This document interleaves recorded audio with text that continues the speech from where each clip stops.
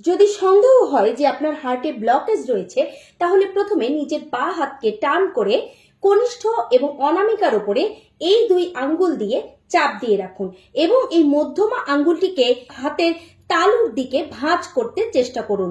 এইরকম করার সময় যদি কবজির এই যে ভেইন, এখানে যদি প্রেসারে আপনার ব্যথা অনুভূত হয়, টান লাগে এবং বেশ ব্যথা লাগে, তাহলে বুঝবেন আপনার হার্টে বা শরীরের কোনো না কোনো ভেইনে ব্লকেজ রয়েছে।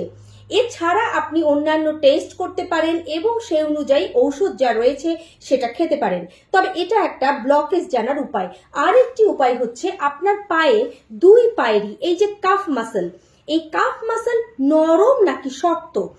আপনার কাফ মাসল যত নরম হবে বুঝবেন আপনার হার্ট এবং আপনার পেট তত বেশি সুস্থ আছে। কিন্তু আপনার এই কাফ মাসল যদি শক্ত হয়ে যায় বুঝবেন আপনার হার্টও ভালো নেই, আপনার পেটও ভালো নেই।